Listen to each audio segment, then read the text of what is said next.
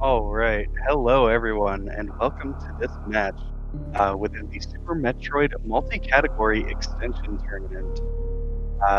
We've got a really neat one here today. We've got MM2 NES cartridge versus kashmod.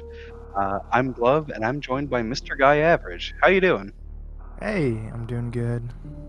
Yeah, this is going to be a really fun one to watch.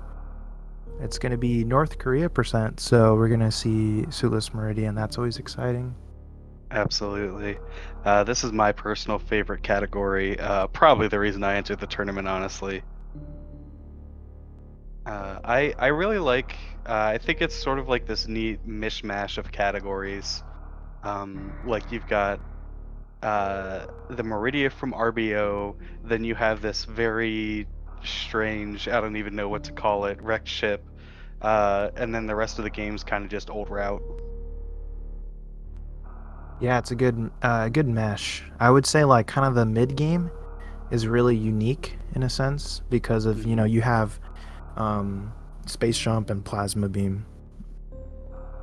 Absolutely. Yeah, I think I've seen people like doing some really cool attic strats Yeah, a lot and of just things you all can over a do ship there. traversal. Yeah. Yeah. Uh attic is one of those really neat rooms Hmm. because of the restrictions, like you have to kill every enemy. Yeah.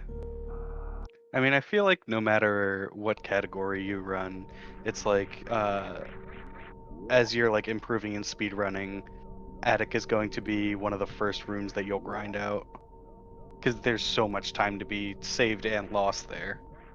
For sure. All right, and both of So our yeah, runners have gotten started. yeah. We got the same old boring series like always. First 3 minutes are always the same. Yeah. Uh, I'm not really aware of what their routes are gonna be of either of these runners, so we could actually see a pretty early route divergence from any other normal category. But for the most part, in North Korea percent, the first I'd say 10 minutes are probably really similar to Hmm. New Route. Yeah, I generally expect runners in a race setting to pick up retro Bryn ceiling E tank. Like I think that's just a really good safety E tank. However, if you are going to be picking up any other safety E-tanks, I would actually advise against it, and I would advise just a Green Bryn revisit. One of my favorite routes actually is going up, getting power bombs, and then immediately returning to do Edacoons and Wavegate. And that allows you to skip Crab Supers and whichever power bomb pack you want as well. Yeah, that's my preferred route as well. The Green Brent Star revisit is actually pretty quick. Hmm. Um, when you like factor in all the other items that need to make up for it. And I kind of prefer to get the suit list done with as quick as possible, so I don't wanna spend any extra time there in Meridia. Absolutely. Yeah, I know some people like to go for Mama Turtle. I don't personally care for it, because it forces you to do some awkward things throughout Meridia. So I would say Mama Turtle is probably like the absolute last E-tank you should get if you have exhausted all other safety options. However, other people have different preferences for like stuff they feel comfortable with.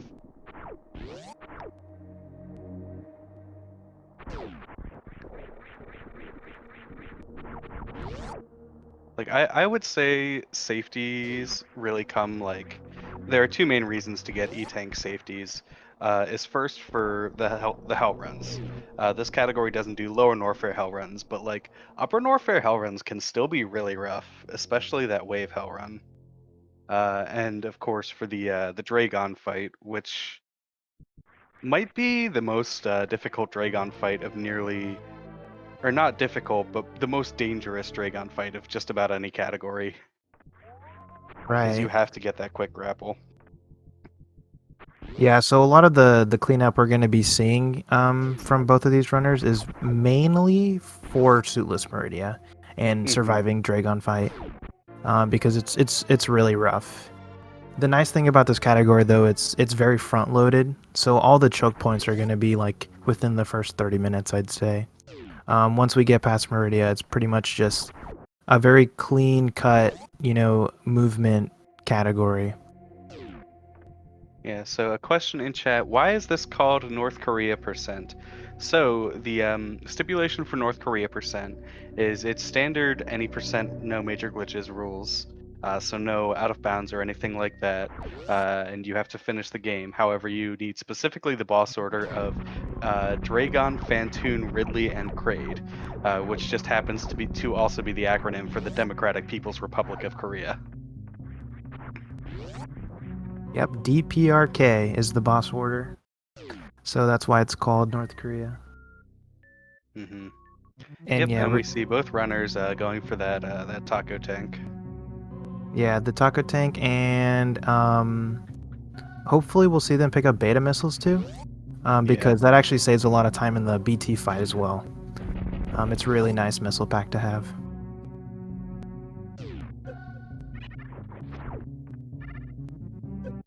Nice D boost. Yeah, this is one of those deboosts where it's something you really specifically have to learn for this, or you've just played randomizers before. MM2, of course, has played quite a few randomizers throughout his career. I believe kashmod isn't quite familiar with that, so I think he might have had to learn that deboost just for this category and maybe RBO. Yeah, so that damage boost is just a normal boost. It's nothing special. The funny thing about that tank in particular is I think the developers intentionally put that tank like one tile exactly above of your reach. So they're like, "Oh, you're so close, Yeah. but you just can't get it." They try to pull a fast one on you, like, "Try again, Yeah, kid." it's like if you crouch jump, Samus's sprite will be overlapping with the E tank. Yeah, but it's just like, "Oh, well, you're just a pixel too low. Try again." Yeah, but yeah, that D boost is quite forgiving. It almost feels weird calling it a D boost because normally in Super Metroid, when we talk about a D boost, we're referring to actually like intentionally knocking yourself back by holding jump and away. But this one, you don't even have to hold any buttons. You can just get knocked into it. Right, it's more like a knockback boost, I guess you could call it. Mhm. Although I think knockback is also the term, because isn't knockback like when you deboost forward or whatever? I don't think so. I think I've Okay. always heard that forward deboost, but yeah, I mean, Forward deboost. technically I that don't is know. Yeah. knockback too. This game has too many terms. True, honestly. Nice I fights I from love both the of you. sync. Yeah. That's the wonders of the two missile packs is BT is free.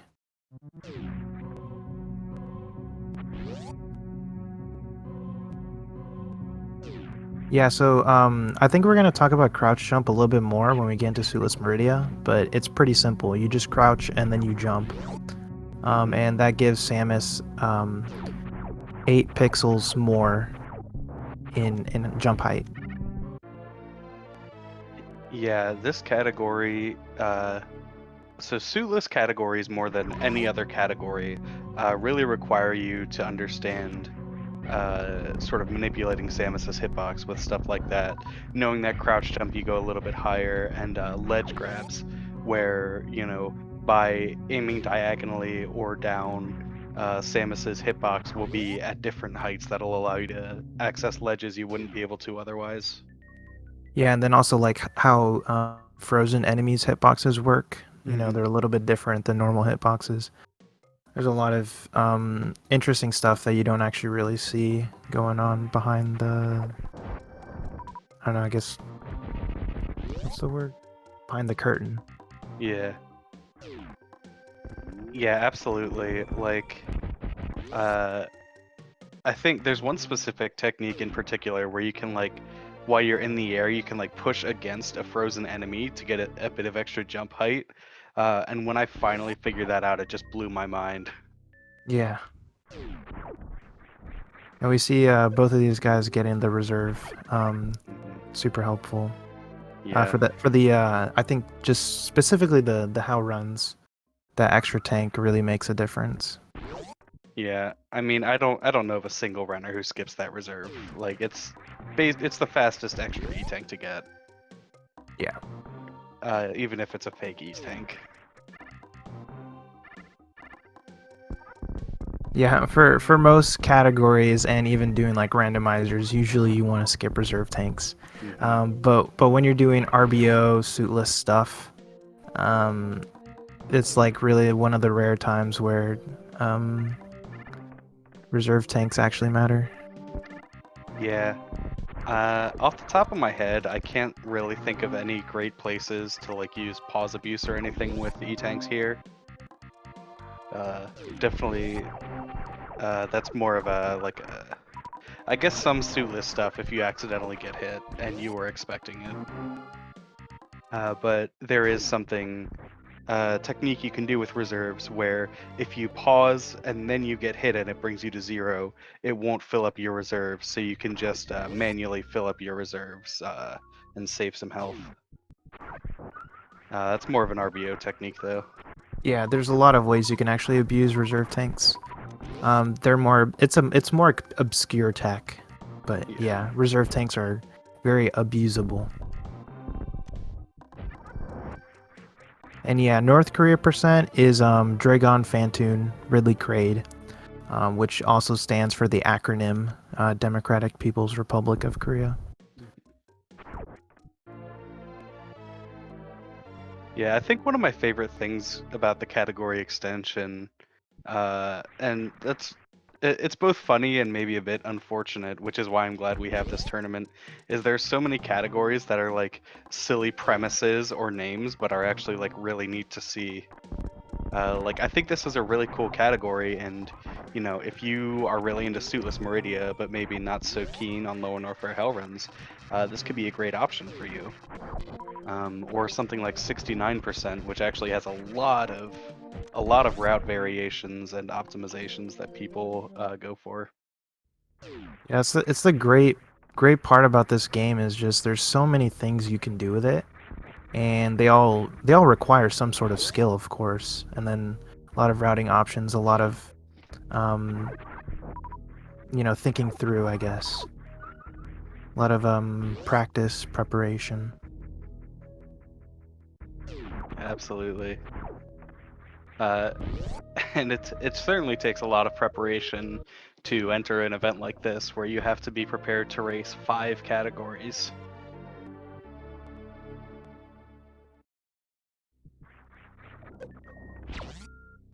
Oh, laser door.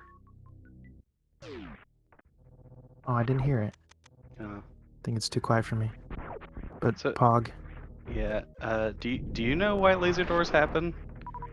Um, my very basic knowledge of it is there is two sounds that get queued up at the same time.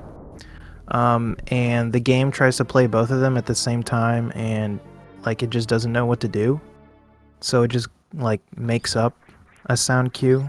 Uh, That's my understanding. That might be a little bit wrong though, but it's something like that. that's really cool. Now, an interesting sort of small deviation there. MM2 farmed both of those cats, and he, as a result of that, in addition to some other farms, is up to 10 supers compared to Cash's 6. I'm curious to see how relevant that'll end up being if MM2 can save a little bit of time later on like pre-Meridia farm or anything. Yeah, when you're doing suitless hell runs, you need a lot of supers. Hmm. So I think like anytime you can do some optimal farming, like those cacks, I would go for it because just like standing there in a hell run, trying to farm more supers, um, it rarely works out, I think. Hmm. Now, both of our runners pick up Spazer. This is one of the more sort of divisive safeties, I think, uh, where it's like it doesn't take that long to pick up, but some people some people don't even get anything from it. Just with the strats that they employ, they're like, uh, this doesn't actually save me any time at all, doesn't make me feel any safer. I really like it just because I've put a lot of time into RBO, so like having Suitless Meridia feel the same is worthwhile to me. But it's also really helpful in Suitless Norfair if you use Spazer strats. Yeah, Spazer really depends on the runner. Like, if you can find a way to make full use of it, then you should go ahead and do it. If you're like, well, it doesn't really save me that much time, then, don't go Yeah. for it. And another route divergence here. MM2 prefers the early ice pickup. What you can do here, especially if you can pull this off without popping reserves, is then you get a refill. Oh no, this is not good. You get a refill from the high jump boots E-tank, and then you don't have to farm later before Meridia. However, MM2 both took a hit and quite a bit of extra time there, so this is going to be kind of scary. Oh, He's not popping any of his reserves, actually. That's interesting. I like turning off ice, though. It's smart. Yeah. See if he makes it out. Oh, so close. Yeah, Also I like smart. this play here, only using a little bit of reserves. Yeah, not using all of it, because you want to make sure you have at least some reserves for the hell run coming up. Early ice, yeah, that's a interesting play. I'm not sure. I guess he's thinking he has full health going into Suitless Meridia now. Yeah, effectively, like, you don't have to farm nearly as much. Right. Yeah, I never thought of that. It's a good idea. Yeah, I tend to think it's good if you're not going for the stupid speedball that saves you very little time. But does look really cool. There's a speedball you can do to do reverse croc speedway and end up right below ice in that crumble shaft. And it doesn't save you much time compared to just going normal croc escape, but it looks really awesome. Yeah, I'm a big fan of it. I just had to learn it. As soon as I saw it, I was like, I need to learn that Mach ball. Yeah. For me, it's like, okay, getting the speedball is fine. Although, A, getting the speedball while going at full speed, like Zeus does it in the world record, is really difficult. And B, then you actually have to traverse Crumble Shaft up Oh yeah, while taking damage. yeah, Crumble Shaft going up is like really awful for sure. So yeah, I'd recommend you practice first before attempting it. But yeah, it is really cool to see it done.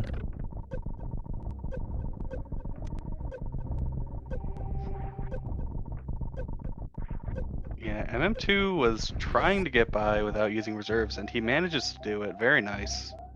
Nice. The longer you can hold on to those reserves, the better, really. So, like, now he doesn't have to do any farming, he can just go straight to Batcave.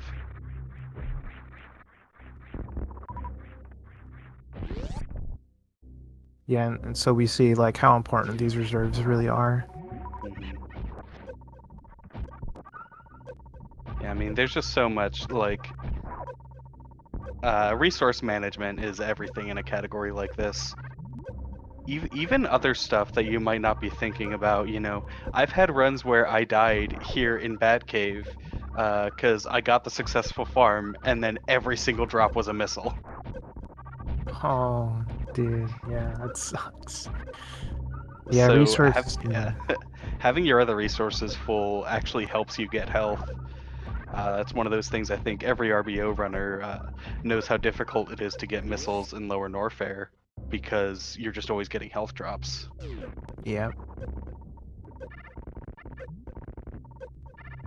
Ooh, that spike hits really bad. Cash can still make it. I'm hoping they pop their reserves manually though. Yeah. They could have made it out without the manual reserve pop and just using them on auto, but it would have been a lot tighter. Oh, That was close. yeah. I think they're So they want fine to do at now. least a little bit of farming here. Uh, at this point, you're really getting into the territory of trying to do as little farming as you can while still being able to survive. Because you've got an Nutella refill coming up super soon. You just have to make it to it. Yeah, there you go. I would farm the Sovas. There's a really cool strat I saw. I think Fuzda do. Andrew. He like lays a power bomb in place of the bomb at the first block, and it Yeah. opens every block and kills all the Sovas, including the one in the top left. So Oh it's my really cool. god. That, I I'm pretty sure I saw like 15 energy or something there for cash for a sec. They managed to survive though. But yeah, that is one of my favorite strats. I saw that in Andrew's beginner RBO tutorial, and I've done it basically every suitless run since. It's just a really nice quick farm.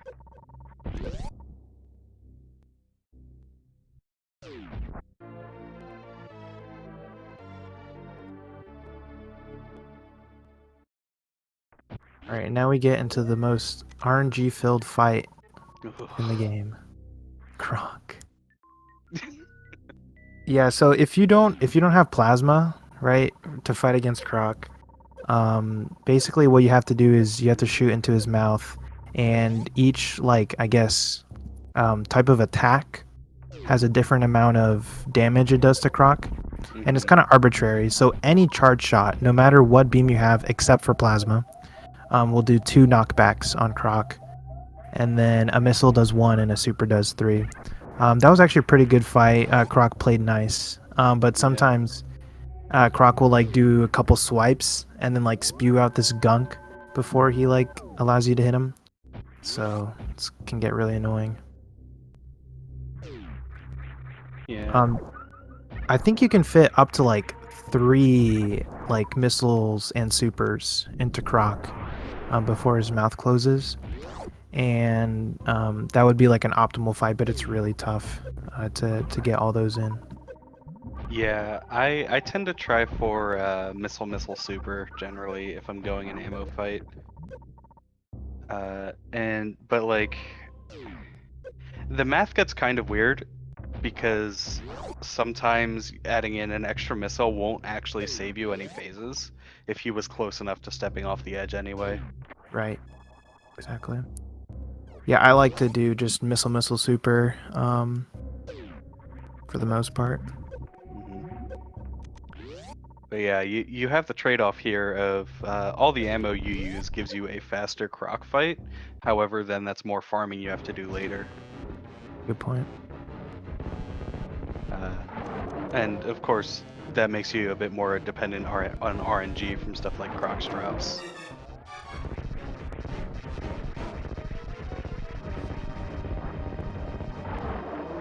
Ooh, that's a really unfortunate tumble to make there for Cash.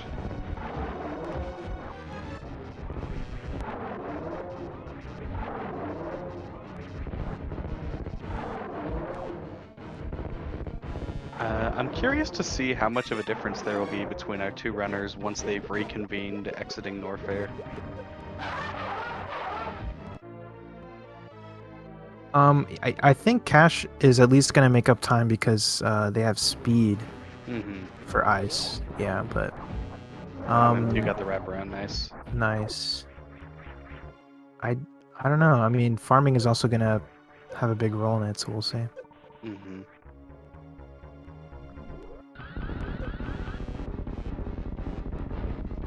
That's unfortunate. Uh, MM2 was going for Spike Suit there.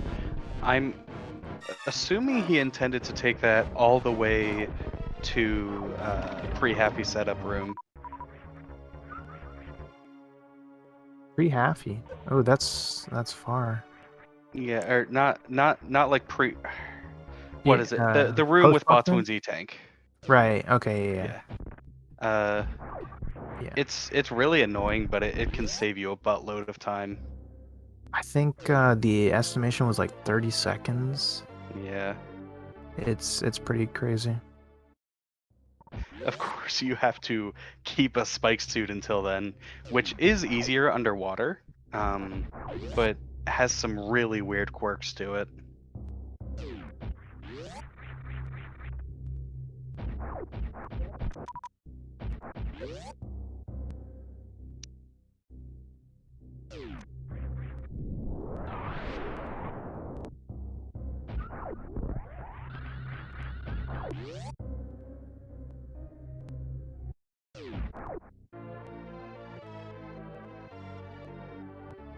Yeah.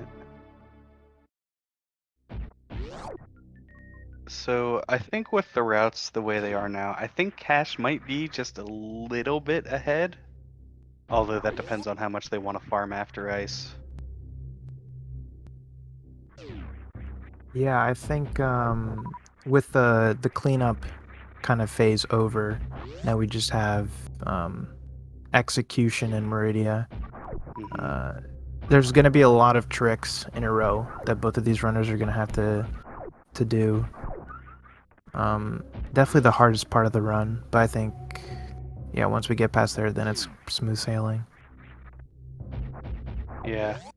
Although I will say, I think one of the biggest traps you can fall into is like, you've made it through all of Suitless Meridia, you've gotten through Draygon Escape, and you're like, okay, the run's over now. And then you just like fall asleep and go on autopilot. Because you Sure, can yeah. lose just minutes and minutes of time over the course of the rest of the run. Yeah, the Just classic yeah, like skip forget Kraid. yeah. Also. I love Golden 3. Oh wow, But yeah, yeah, they these runners are actually, quite close. yeah, they're a lot closer than it seemed actually. Just shows how powerful early ice can be. Like, not to get too far into what ifism, but like everything else the same. Had MM2 just not had those unfortunate mishaps in getting Ice Beam, the runners would have been even, or maybe MM2 would have even been a little bit ahead right now. Yeah. I really like this strat. I first saw Junie do it, Hmm. and since then I'm a much bigger fan of Suitless Meridia now. Yeah, I have a lot of trouble with those wall jump strats, honestly.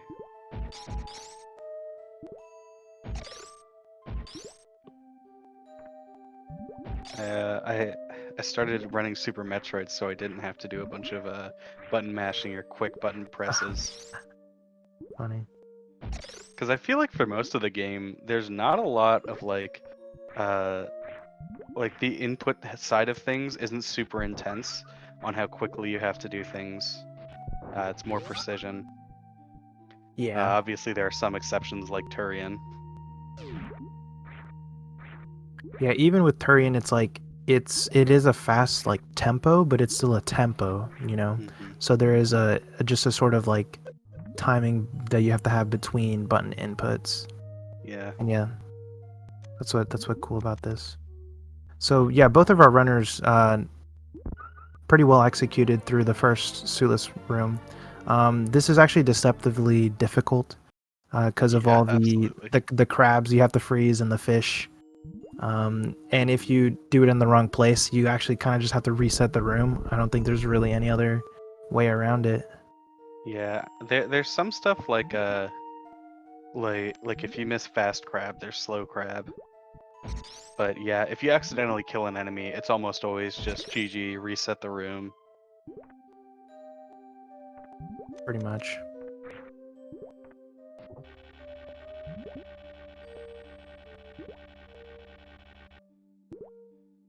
Here's the scariest part for me is I find it really hard to optimize exiting crab supers and getting back up. Like you oh no, Okay. yeah. Is that Really unfortunate. okay? Nice recovery though. Yeah, with that grapple block. Yeah, Yeah. leaving crab supers is also really annoying, which is also another thing of why I like Brinstar cleanup instead.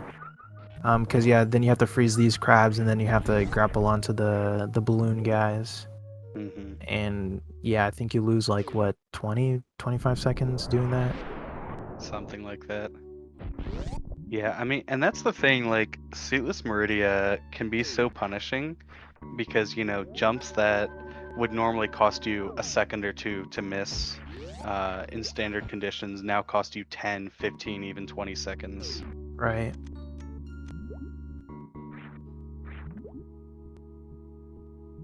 Yeah. And Cash is full on power bombs, so all these crabs dropped health. Which going into the Bot's Wound fight is nice. You can really use your health as a resource in Bot's Wound to sort of play riskier, but get in more shots more quickly. Yeah. Yeah, I think in the RBO run, um, the Botwoon fight is really interesting because Zenny still gets a one-round Botwoon, but uses like a lot of the physics and his health Hmm. to his advantage. It's really cool to see. Right. Of course, you also have like twice as much health in that run Right, right, yeah, compared to yeah.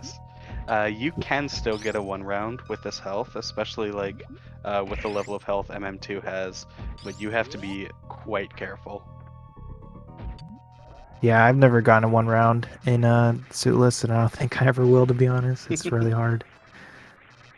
Yeah, I like using baby strats, just stay in the corner where Batsun can't hit you. Right, yeah, me too. MM2 though is going for it.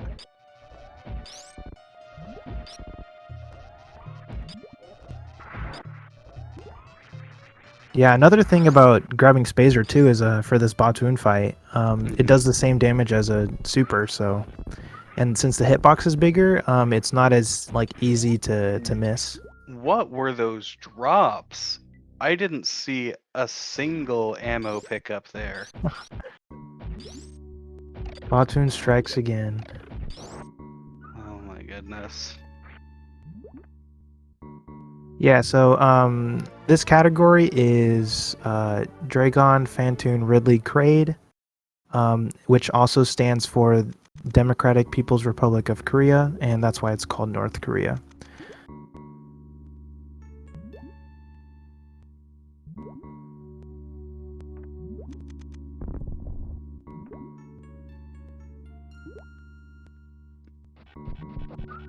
It looks like, yeah, kashmod's resources are a lot more safe. Or, Yeah, MM2 loses a little bit of time here having to farm where Cash Mod can just go straight through. yeah, so I guess it's an interesting thing to see. Resource management really is everything, you know. Hmm. A lot of hidden time save there. Yeah, that was a pretty clean way to do pre-halfy room from MM2. Yeah, I like the mock droid freeze. Yeah, You you get can as a stepping actually stone. you can buffer that. If you are holding angle before the door and you hold shoot through the door, you'll get it every time. Okay, yeah, one thing about this room that MM2 is in right now, if you fall Oh, down into the sand pit, it's kind of like GG.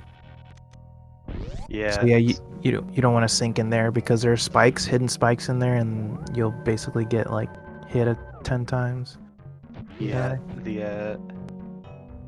The in my opinion, the best way to get out is to do a quite tight crouch jump.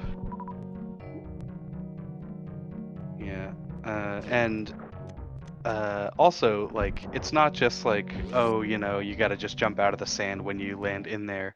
Um, when you are underwater without gravity suit, your turnaround animations last much longer to the point where you can go through all of the sand in one turnaround.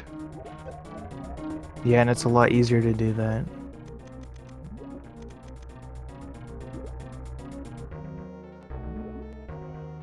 And then you're stuck in there forever. The sand pits of hell. Ugh.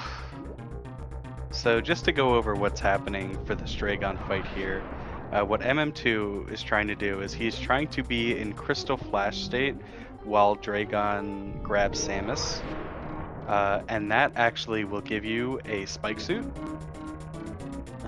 or a flash suit, or whatever you want to call it. And then if Draygon grabs you while you are in Shine Spark windup, that gives you a blue suit, and you can use that blue suit to escape. Yeah. Oh, good RNG from him too here. Yeah. I think this is the Oh preferred no! setup. I think he got it. Yeah, he got it. No, he dealt with that goo knockback perfectly. I I wonder if he was going for a setup that intentionally gets goo knockback so you're not caught off guard by it. That would be smart. Yeah. Yeah. The goo can really mess with you with this setup. Yeah. So to explain like sort of the more technical aspect, I guess, when you crystal flash and Draygon grabs you, right? You interrupt the crystal flash, and usually when you interrupt the crystal flash, the game kind of gets confused and the pointers get messed up. So it stores a shine spark for you, and that can be used like at any time. And then yeah, like Glove said, there's just when you use it, and then you get grabbed again, you get blue suit because you interrupt a shine spark. So it's a lot. It's a lot of things that are going on in the Draygon fight. Extremely technical boss fight. Probably the most, I guess, maybe not difficult, but just complex, right? To execute. Yeah, for sure. It's a lot of moving parts. And then what we saw MM2 do there is first he did a grapple jump, which allowed him to escape. So that's something that you can do everywhere. It's how they got through Aqueduct earlier. The only difference here is that this one is actively hurting you while you're doing it, so you get a limited number of chances. And then he used that stored Shine Spark to get out of Precious Room. Yeah, And from that's here the game gets quite a bit easier. this is like the last stopping point here for the run, the last roadblock, I guess. Yeah, with your limited number of E-tanks, you only get like 2 or 3 tries. Basically, if you do a grapple, if you morph from grapple and then unmorph and press jump, it gives you an extra jump. It's like a double jump. Yeah, and Cash just got a first try. Very nice.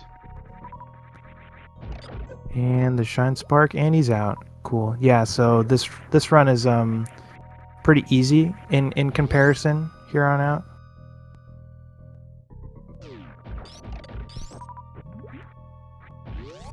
Yeah, like thankfully Space Jump means that you don't have to deal with reverse Coliseum shenanigans. Oh yeah, trying to do reverse Coliseum suitless, like, good luck. That's so hard.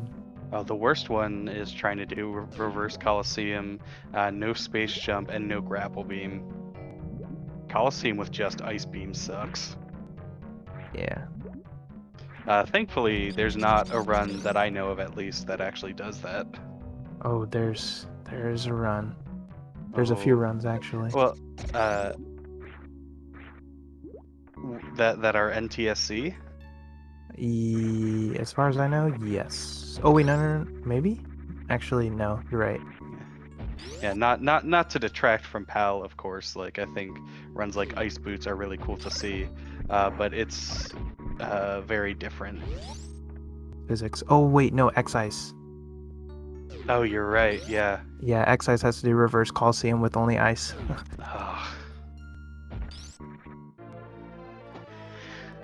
I hate X-Ray Climb. I'm so bad at it.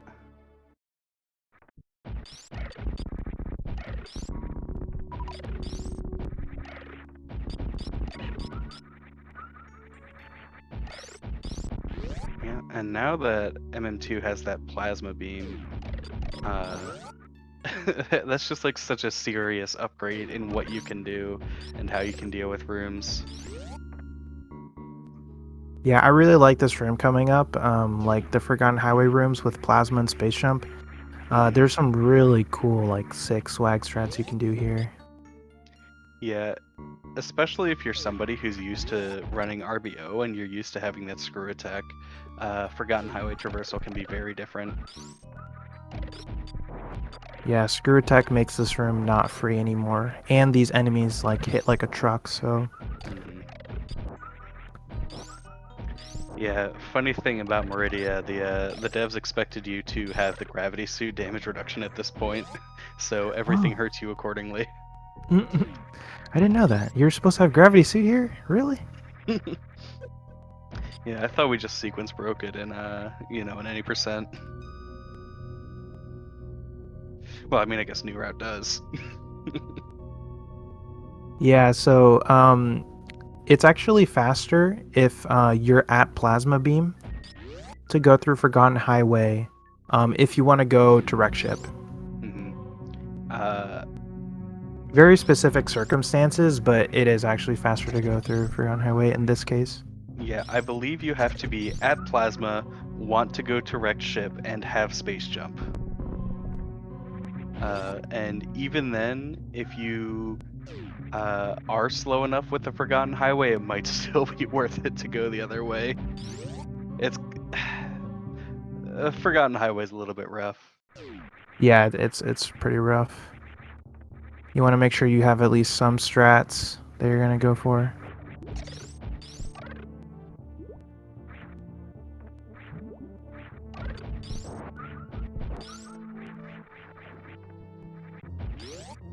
All right, and we are now finished on MM2's side, and soon to be finished on Cash's side with the suitless water traversal portion of this run.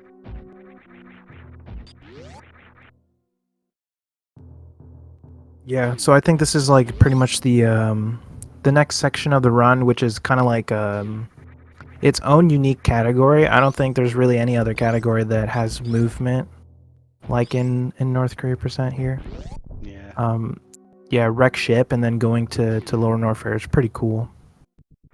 Only time I can think of that you do anything else like this is GT Max is somewhat similar, but of course you have screw attack on that.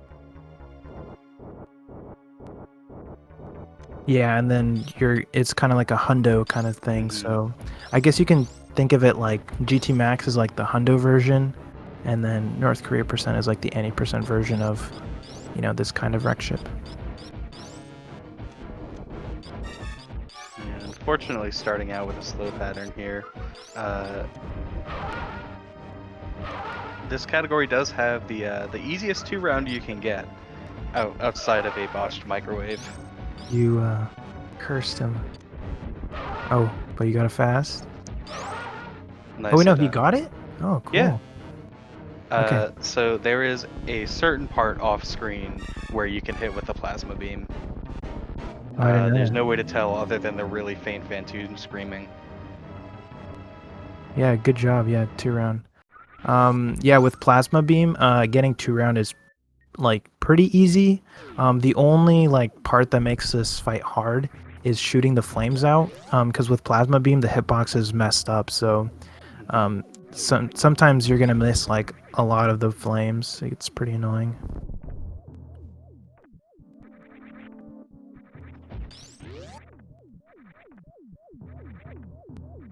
Yeah, plasma beam hitbox in general can just feel a bit silly.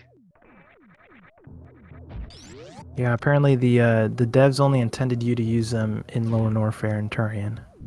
Who knew?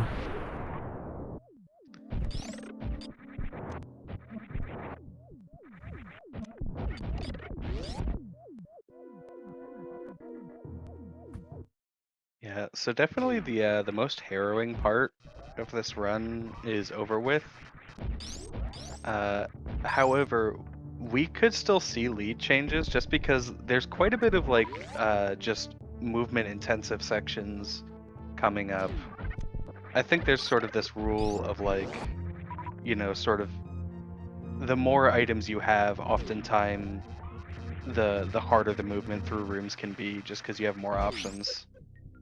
Yeah, more options and then more precise movement, as you mentioned Hmm. earlier. Just very technical stuff that's going on.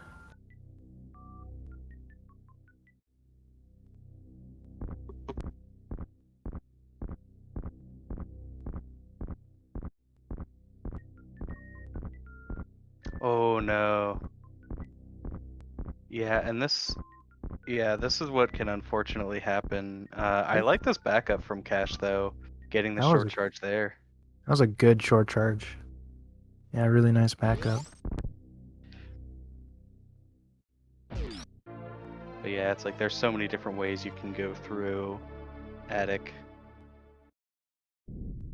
And having backups like Cash did there can really help you out because some amount of the time you're just going to mess up Attic no matter how good you are.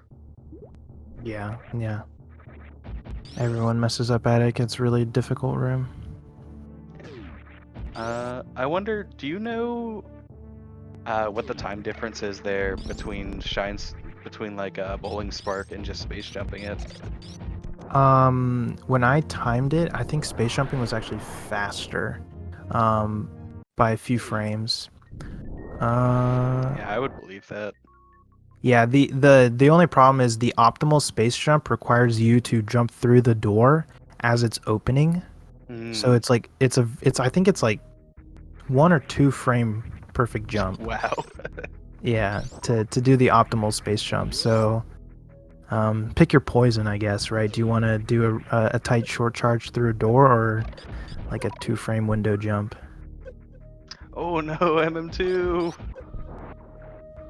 There's a reason we call this room Heckway. Heckin'.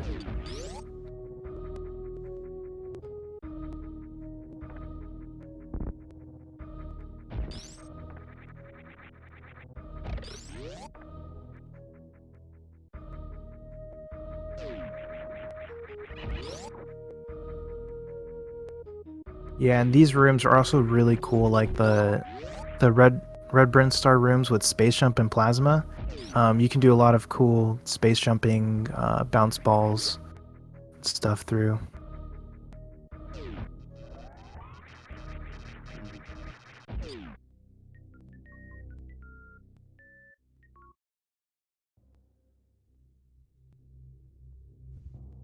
Yeah, I realize it was a facetious comment in the chat. However, there are some runners who will opt to pick up X-Ray either as their main way to get out of Precious or a backup if they get too low on health from the grapple jump.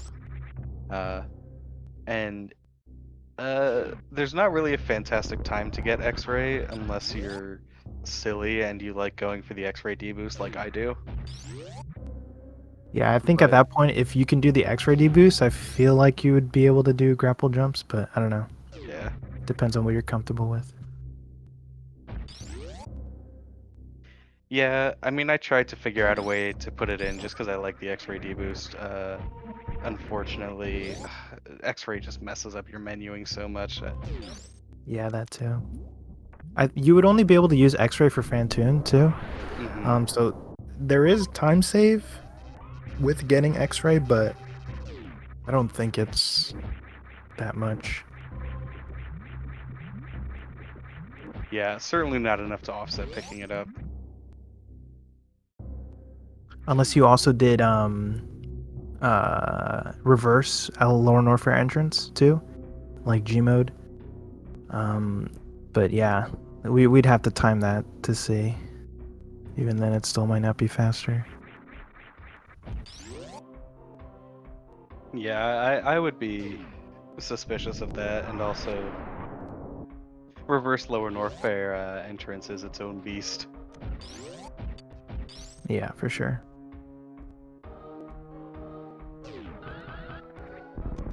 Plus, then you're going into lower Norfair with comically low health. You'd be able to do Crystal Flash though, with your ammo, or pick up That's true. Fireflies. Well, maybe that'll be the next optimization we see for this category. Yeah, I mean, it'd be cool to see for sure. If you picked up X, to be able to skip grapple beam, actually. Then you have to do crab climb though. Yeah, that too. Or you could do X mode, Jesus walk, but that's frame perfect, I think. Plus, you're also missing that power bomb pack, so you either have to go back to Green Bryn, or you could do Moon Dance. And there And you now go. you're speaking my language. Moon Dance, X-Ray, do X mode to cross Mount Everest, and then G mode. All those things. That would be the true meme category.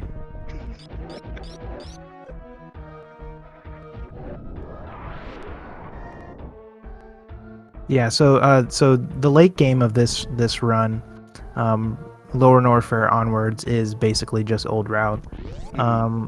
You know, so a lot of cool tech that you can pull off with Space Jump and Screw, or Space Jump and Plasma, my bad. Plasma Beam just shreds every enemy, so it's really just how fast can you go. Yeah, definitely having experience with old route will help you out quite a bit here. Although you do have to remember to slot that Kraid in there. Yeah, that's wouldn't blame me if you forgot Kraid.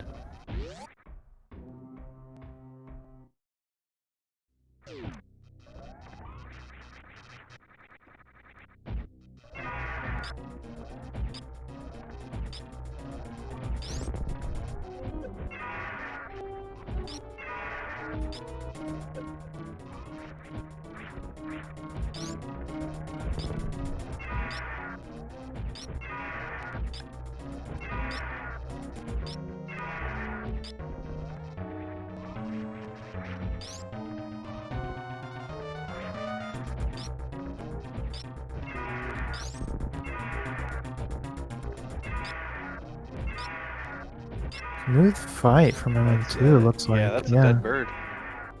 GG. Really good manips. I don't think he got hit that much, right? Once or twice. Yeah, I mean, I think he came in the room with like 3 tanks. Yeah. Yeah.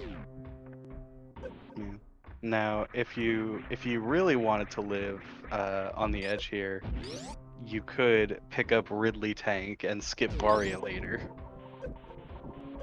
Yeah, I think I did that actually.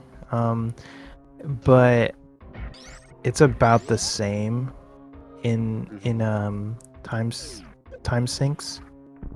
Yeah, I imagine all the time that you're saving is you're just like avoiding that that Varia cutscene. Yeah, pretty much.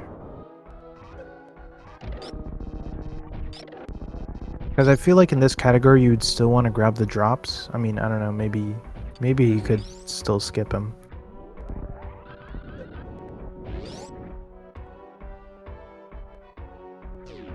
But yeah, you're gonna be putting yourself in a pretty bad situation for Lower Norfair.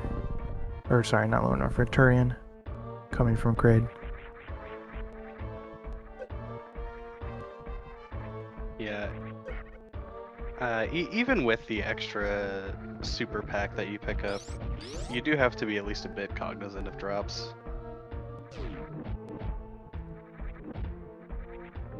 MM2, his health has looked a bit better. This is a little bit scary. Yeah, with the reserve, I think they're fine though. Yeah. Yeah, with any hit, it's not actually gonna register into his reserves, so his reserves will just fill up the full. So he can take at least 2 hits, I think, here. But going for the... Yeah, you can play 3 Musketeers safe like this if you have the Plasma Beam. I approve of the strat.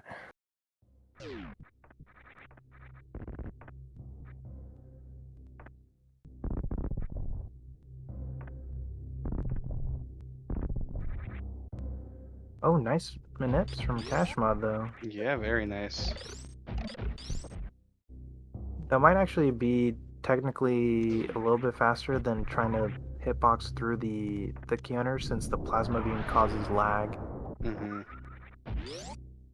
Yeah. I'm not oh sure. Wow. And the funny boost. Let's go. Boost ball for the win.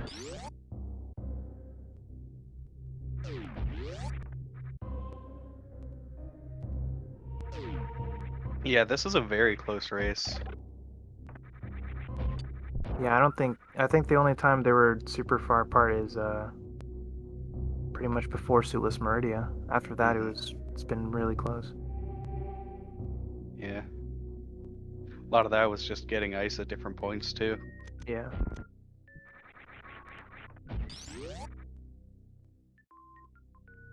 I mean, at this point, this race is, less than a baby skip apart. Indeed.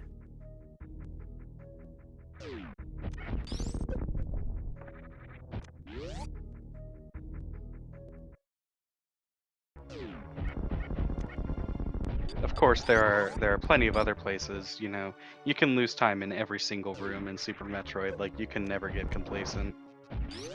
So, like, baby skip is the most obvious huge time save or loss. However, I mean, especially places like Metroid Room 1, you can lose a lot of time. Yeah, with grouping strats or just trying to go fast. Mm. And then also Kraid quick kill, of course. Oh, but MM2 got that, very nice.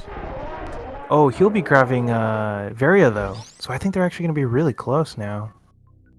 I mean, I wonder if Cash is still gonna grab Varia anyway. We'll see. Oh, is he? Yeah, looks Okay. like it. I mean, That would have been interesting, yeah, but yeah. Turian is really scary without that Varia. I think there's like a limited amount of damage you can take overall. Yeah.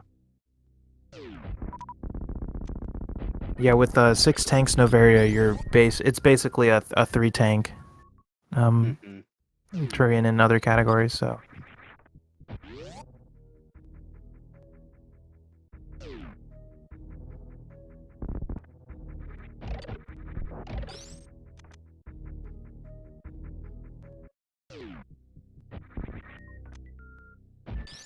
Nice mock ball.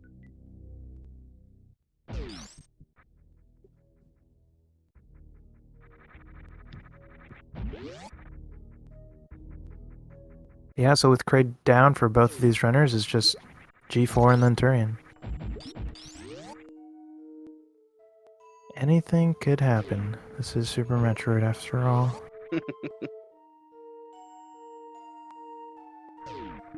Yeah.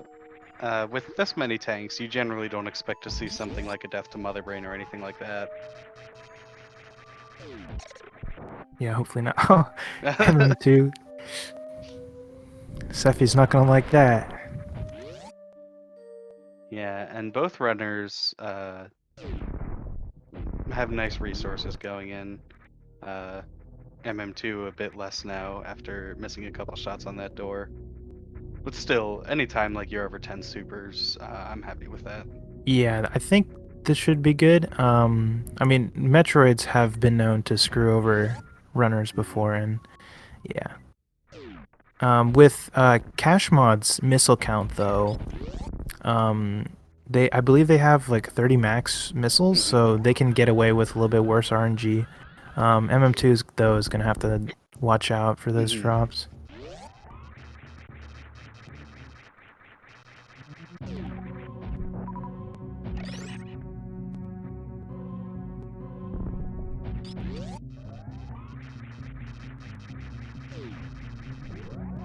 Nice space jump from Cash.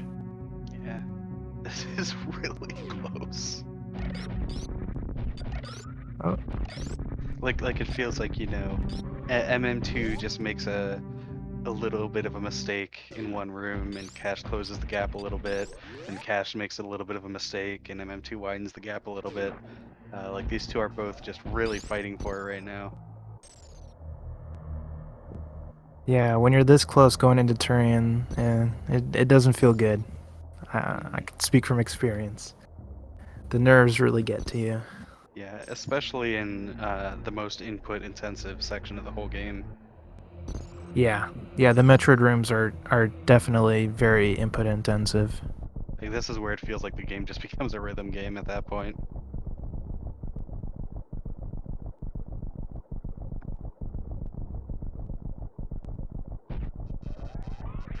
Yeah, now it's probably not a tremendous deal especially with that reserve. But MM2's health is a bit low to be going for that grouping strat. Like, the grouping strat does deal damage. I'm not sure exactly how much it does total. Yeah, if you do it right, I timed it to be, or not timed it, but just like it takes up 60 health, I think. Yeah, it looks like it's gonna be about 60 health here too, yeah. Not too bad. Good drops. It's a fun little Metroid Room 2 strategy for both of these runners. Yeah, Cash tried to go for the Hundo strat, and then MM2 tried to do the And Cash is in the 90%. lead now. Oh, and then yeah, MM2 is gonna have to group because the health's looking a bit low. Yeah.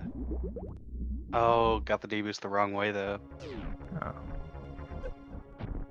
Looks like, yeah, resources are good though, so I expect we're not gonna have any mishaps at Mother Brain 1. Yeah. So it really does come down to baby skip.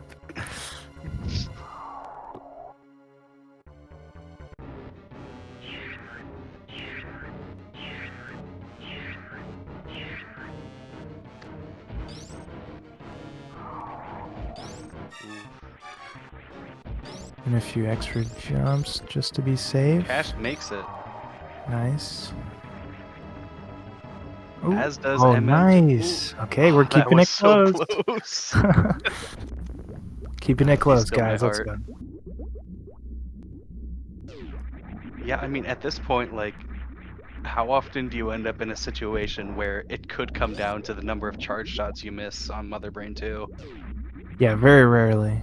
Very rarely do you see like races like this close, like so close to the end.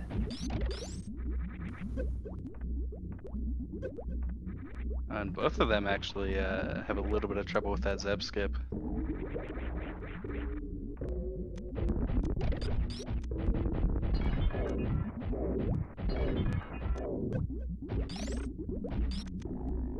MMT is be a little bit more safe with his missiles. Okay, good.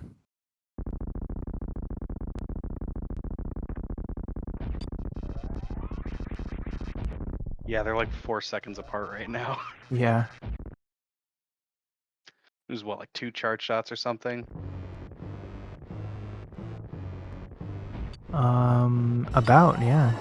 2 to 3 shots.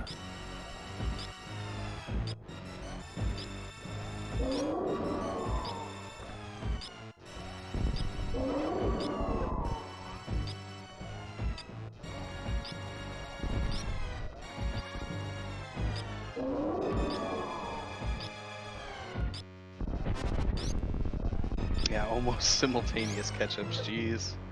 Yeah. Unfortunately, MM2 got really, really bad RNG there. That sucks. But yeah, those were good fights. Not too many missed shots.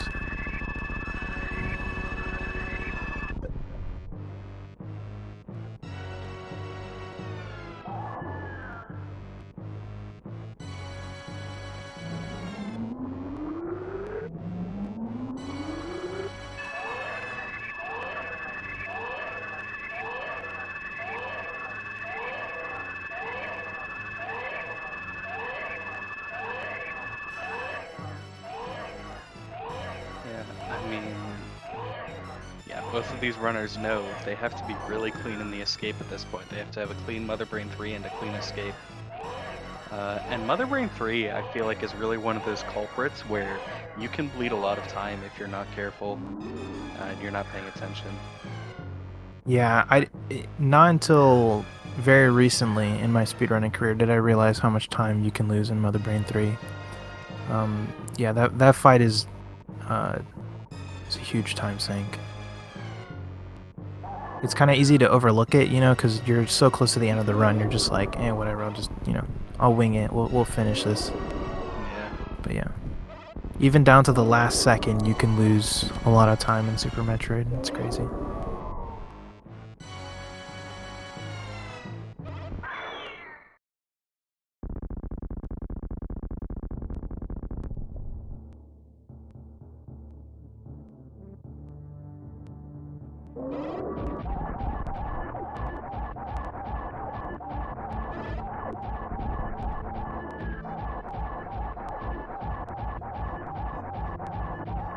I think MM2 might have a slight lead now. Wow, Oh, yeah. no, yeah. Wait, wait, wait, wait! No way. So almost synced, dude. That's like 10 frames difference.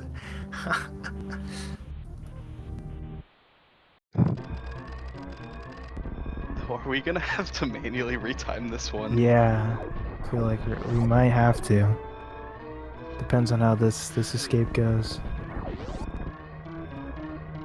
Oh my god. Are you sure we didn't accidentally mirror the video feed?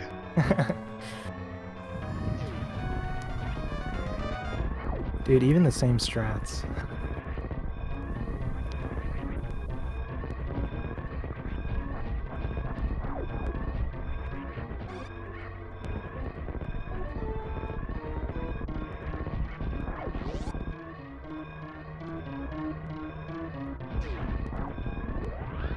Yeah, and with that last of the Pirates rooms, MM2 has taken a little bit of a lead. That Moonfall.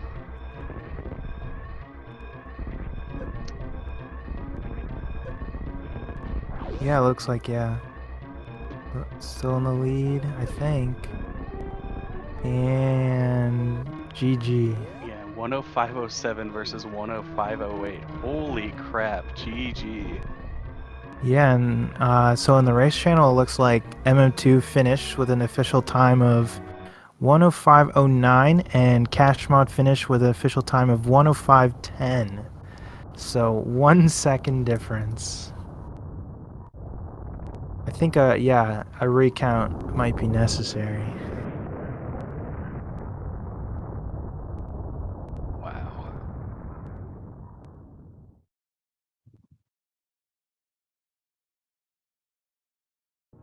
It's a very, What a race. yeah, pretty insane race.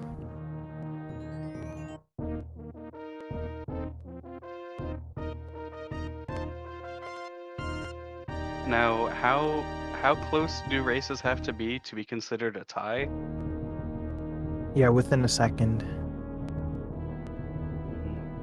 So we'll have to see because it's close. Yeah, I think we might have to retime it, but yeah. Yeah, because I believe all races within 2 seconds are forced retime.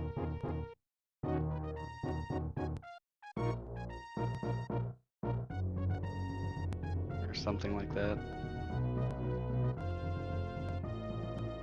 Yeah, it's 1 second. Okay.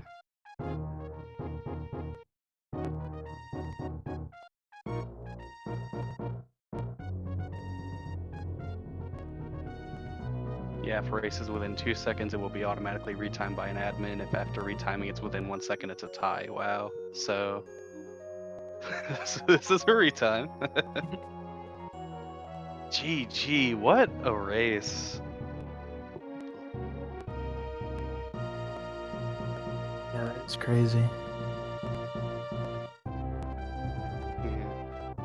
And I mean, I think it just sort of shows like during certain points they were like completely synced up, and then at other times both runners lost time in very different ways and gained time over each other. Like I think MM2 said he was minus 40 compared to Cash at Grav, and then Cash made up that difference tremendously.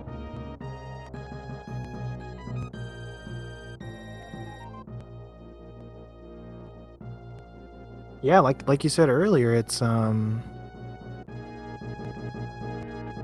the late game really does matter. Just kind of sleep on it.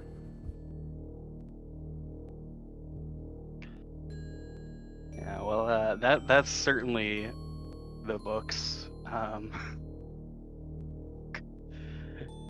I would not be surprised if that's the closest race we see this whole tournament. Wow.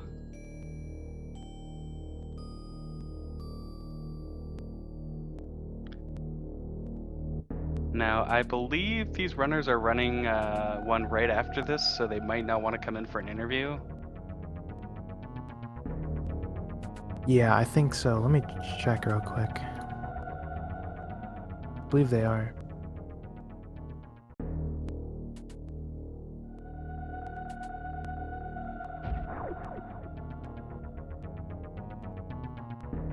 Yeah, they're gonna be doing another one. Awesome. Well, be sure to stick around for that. We're not definitively sure who won the first game, and Right. it's possible, it is possible that it was close enough to warrant a re-race. We'll have to Yeah, see. so yeah, if there is a re-race, it's gonna be the same category. But yeah, we'll still continue with match 2 later today in about Mhm. 45 minutes, I think. We can try to get it started sooner since the runners are ready, but it's also up to the staff to see. So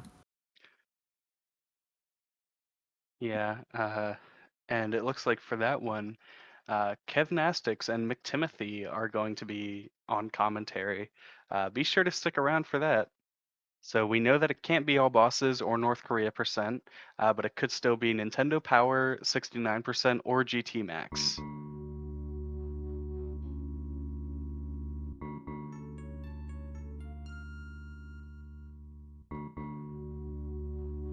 And it'll be Cash's band for that.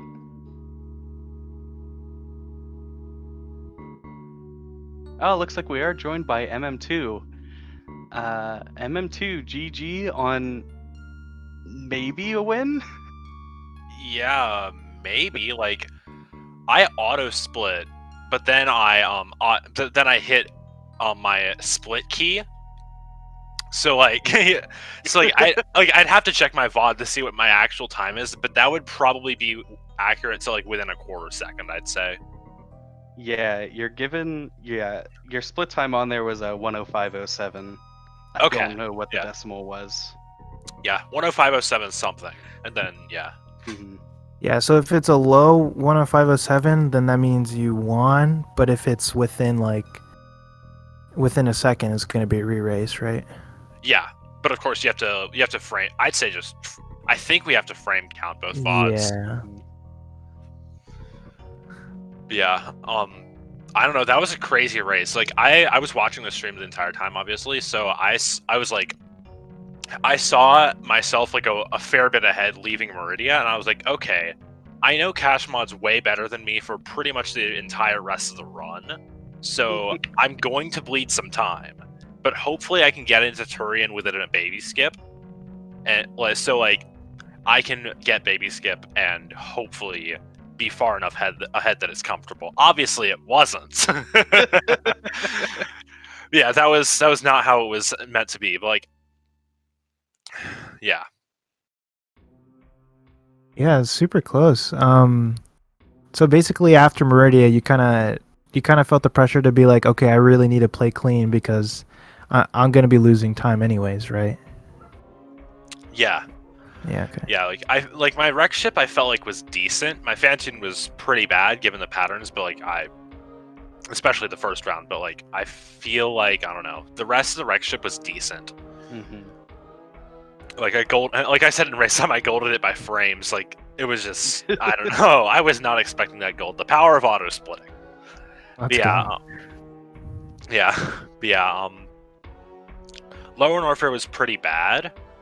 Worst room was the thing I was worried about the most, just because like I'm not good at worst room with KPDR loaded. I Mhm. run too much hundo and all the other categories where you have space and screw, and it just makes it free. So I'm not used to actually doing the pirate free strat. Yeah, yeah, that I was worried about that. It went decently well, but then yeah, just the entirety of Lower Warfare Escape was really, really bad. Like Wasteland was a disaster in every way possible. Three Amigos wasn't much better. I didn't die in Three Musketeers, but I don't know. Three Musketeers was okay. And Yeah, then you had low health. That's right, doing the escape. So yeah, you had to play pretty safe there. yeah, but I honestly I probably would have killed the Key Hunters unless I had like 3 or 4 tanks at that point, which I was not going to have given what I had coming out of Ridley. And Kraid's lever is pretty bad. Again, like, just I used ice beam when I shouldn't have, and just like everything went badly except the fact that I got Kraid quick kill. I thought I missed Kraid quick kill, but because I thought I fired my first super too late, so I almost just stopped. But then I didn't, and it worked out, and I don't know how that happened, but it did. But yeah, my Suitless Meridia didn't feel great, like especially the beginning of Main Street. The beginning of Main Street just felt awful. Like it always feels awful to miss the gravity jump, but I mean the rest of Suitless Meridia was evidently fairly decent, seeing as kashmod entered like a couple seconds before me, and then I left like 40 seconds ahead. Don't really know how that happened. I'll have to watch the VOD back. Yeah. What else? Getting Red Tower Hero Shot was nice. Mm-hmm. Yeah. And then, I forgot that this is a category where you get 10 missiles for BT, so I did 5 shots for the first hit on BT, and I was like, wow, that was stupid. To think that could have changed this race. If I had not done that, that could have changed the race. Oh my god. Yeah, I mean, I think there are, so many just little tiny decision moments throughout the course of, a more than an hour long race that you can look at. It's like if ice had gone a little bit better or something. But Yeah, that's ice true too. for both runners. Like there was a lot of this race where it was like, especially at the end of it, it's like, you widened the gap in this room and then kashmod closed it here. And it's just these tiny micro mistakes that you normally might not even notice, just contributing to who had the lead and how big that lead was. Yeah, exactly. Like, again, like another one is this micro things. Like on my baby skip, I was like on the final jump, I wanted to do an extra jump, but I was like, this race is close enough, I kind of have to go for it. So I just went for that final jump, which on a jump where like I was not confident in that jump at all, but it worked out. It worked out. Yeah, that felt like you were, just like frames away from getting the baby slowdown. Yeah, like in the transition, I was like, please don't get grabbed. Please don't get grabbed. Yeah, that would have been sad to just see the race come down to that. It's always great to see a race within seconds at the end, and both players are actually within seconds. Like, it's not decided by some trick in Turian, it's not decided by Zeb skip, baby skip, any of that. Like, it's actually just a race to the finish. Mm-hmm. Yeah, I mean, I think like I believe the moment that you finally pulled ahead was literally you went for the moonfall and Cash didn't. Yeah, I mean, I saw him. He didn't do the climb moonfall, so I assume he just didn't have moonfall turned on. And then I was like, I know I have a second on him there, so Yeah. I basically have to get that if I want to win. So I normally do like a jump into the setup, which I don't know if that's faster, but I don't know. But I was like, I need to get that, so I did like the turnaround setup instead of doing a jump, and I just to ensure that I got it. I guess Yeah. this proves one thing: Moonfall Moonfall's is too. better. Yeah, True. yeah, Sloaters. How do you like that? Use Moonfall, guys. Yeah, please use Moonfall. Smile. I love Moonfall so much. See, I'm just a tiny baby zoomer, so I didn't play this game back when Moonfall hadn't yet been discovered.